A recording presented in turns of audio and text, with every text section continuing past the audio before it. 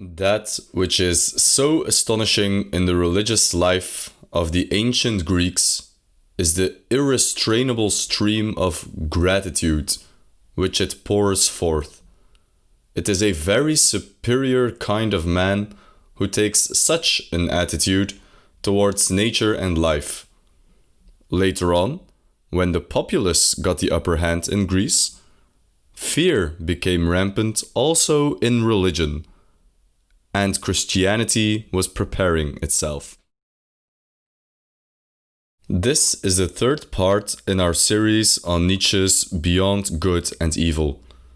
In this video, we will focus on Nietzsche's concepts of ressentiment, slave morality, and how both of these fit in Nietzsche's critique on Christianity. If you have not done so already, we highly recommend you watch the two previous parts in this series.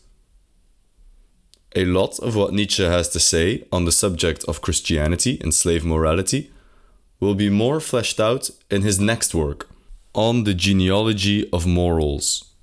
If you'd like us to do a deep dive on this other fascinating work, please let us know in the comments and like this video. If there's enough demand, we might do a separate video or even a separate series. For now, let's explore Nietzsche's fascinating take on Christianity. Part 1. The Slave Revolt in Morals. In the previous video in this series, we saw how Nietzsche's method of critique in Beyond Good and Evil is only partially based on philosophical ideas themselves. Rather, Nietzsche wonders why a philosopher would entertain a particular idea. So, for example, Spinoza's complex philosophical system, built with mathematical precision, was simply a projection of Spinoza's own personality. By constructing a system based on mathematical proofs and deductions, Spinoza sought to compensate for his own weak, structureless personality. In this way, Spinoza could gain power over the truth in his own unique way. Now, Nietzsche extends this kind of critique to Christianity as a whole. So, Nietzsche is not really interested in Christian ideas as such, but rather, he wants to know why Christians hold these beliefs. He will therefore attack the psychological constitution of Christians. It is in this way that we must understand Nietzsche's use of the terms religious neurosis and the religious mood. Aside from being great for shock value, Nietzsche really does want to say that Christians suffer from a kind of spiritual malady, from weakness. Nietzsche believes Christianity is anti-life. Weakness, neurosis, unnatural, anti-life. Quite the judgment. What is Nietzsche's reasoning behind these bold claims? Nietzsche's critique on Christianity boils down to what he calls, with a French term, ressentiment, a kind of sour grapes, after Aesop's famous fable. Christians and Jews, during the days of the Roman Empire, were an oppressed, powerless people.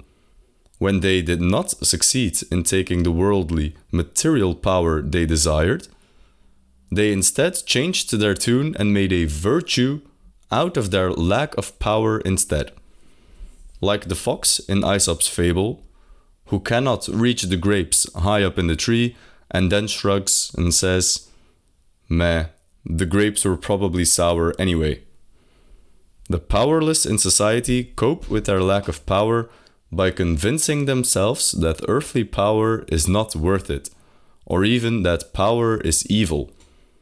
What really matters is not this world, but the world beyond, the afterlife. Thus, the poor Christians, for example, made greed, the love of money, a cardinal sin. They were powerless to resist the military might of Rome, so they said, "Do not fight back, do not resist, but turn the other cheek. Very broadly speaking, this is the origin of the Christian worldview that is focused on self-denial and ascetic sacrifice. Wherever the religious neurosis has appeared on the earth so far, we find it connected with three dangerous prescriptions as to regimen: solitude, fasting, and sexual abstinence. This is what Nietzsche calls the great slave revolt in morals. The Christian values have turned the natural order on its head. The slaves, the Christians, despised the values of their masters, the Romans. What the Romans called good, Christians started to call bad, and vice versa. So, for example, when the Romans praise military might, Christians praise peaceful resistance instead. When the Romans praise money, Christians praise poverty. Romans, a prideful people, disgusted the Christians who instead preached humility. When Romans embraced the hedonistic pleasures of life by having plenty of food and sex, Christians advocated for fasting and for sexual abstinence. For Nietzsche, the Christian view is the complete opposite of the natural state of the world. It's a morality of the weak, for the weak. The strong should, ideally, disregard this slave morality. That is also where the Übermensch comes in, but that is a subject for another video. The point is that in having these life-denying values, Christians are simply using the tools at their disposal. They lack earthly power, so they seek power by other means, by spiritual means. But in the end, they want power all the same. Nietzsche claims to see through the deception. Christians claim to not want power by preaching humility and poverty, yet they still desire power just the same. They just choose to go about it another way, in a dishonest, deceptive way. This is the essence of the French term ressentiment. The Christians are envious of Roman power, and they want it for themselves. Yet they cannot get it. So they seek to compensate for this lack of earthly power by preaching a spiritual kind of power instead. Fast forward a few thousand years, back to Nietzsche's own time in 19th century Europe. The slave morality seems to have won. People all over Europe seem to regard the Christian values of humility, poverty, pity, and devotion to the spiritual world as the supreme good. And they distrust the material world. They distrust earthly power. The ideal is the saint, the quiet monk in a monastery, devoted to books and prayer and fasting. Just look at the huge success of Schopenhauer's philosophy, which holds that the material world is full of suffering and evil, and that the most ethical thing to do is to withdraw oneself from the world entirely. In other words, the slave revolt in morality has been very successful indeed. The slaves have become the masters. Part 2. Free spirits. Throughout Beyond Good and Evil, Nietzsche speaks to the so-called free spirits whose job it will be, in the future, to create a new morality. This is Nietzsche's answer to nihilism, the creation of new values by the free spirits of the future. Christian morality deals with nihilism by inventing another world, the kingdom of God, or heaven, for which this material existence is simply a preparation.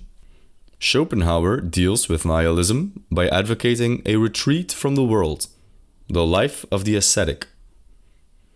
Both Schopenhauer and Christianity are nihilistic with regards to the material world, which is the logical endpoint of slave morality. Of course, the powerless regard the material world with disdain. Of course, the powerless cannot enjoy this earthly existence. But what about those who are not of this powerless constitution? Nietzsche writes for them. Nietzsche challenges us to create a new morality and rise above the nihilistic future to which humanity is heading. The creative aspect is very important here. Nietzsche does not claim to discover or find a new morality. Remember that Nietzsche is very distrustful of those who claim to find truth. Rather, Nietzsche wants us to create. Not discover, but build, invent. Those who are psychologically weak create nihilistic, pessimistic philosophies. But what about those who are psychologically strong? The free spirits in Beyond Good and Evil have two challenges ahead of them. First, they must continue Nietzsche's work of exposing hidden fallacies and biases in the philosophies of the past. And secondly, they must also create a new philosophy of the future. As we have discussed in part 1 of this series, Beyond Good and Evil is a prelude to a philosophy of the future. It's not a finished product nor a complete philosophical system. There is considerable debate as to what this philosophy of the future would look like. Nietzsche himself explores this question in subsequent works. But all we get in Beyond Good and Evil are subtle hints at a few of his more fleshed out concepts of later work. Amor fati, eternal recurrence, the Übermensch, the transvaluation of all values. We will tackle these concepts in later videos. If you want to be notified when we release a new video, kindly subscribe to the channel and click the bell button. We upload every Wednesday. Beyond Good and Evil is both a very deep and a very shallow work. Deep in the sense that it tackles a wide range of ideas and concepts of fundamental importance to our lives. Shallow in the sense that it's a prelude, a warm-up, not a finished product. Ultimately, the overarching message of Beyond Good and Evil is to fill in the blanks yourself. Nietzsche has shared with us his take on tackling the times and has given the first steps to an answer. But at the same time, he refuses to give a definite answer. That is also one of the reasons why Nietzsche is so difficult and easy to misinterpret. Because he does not give definitive answers, people tend to give their own spin on things. Like writing your own ending to a book or movie.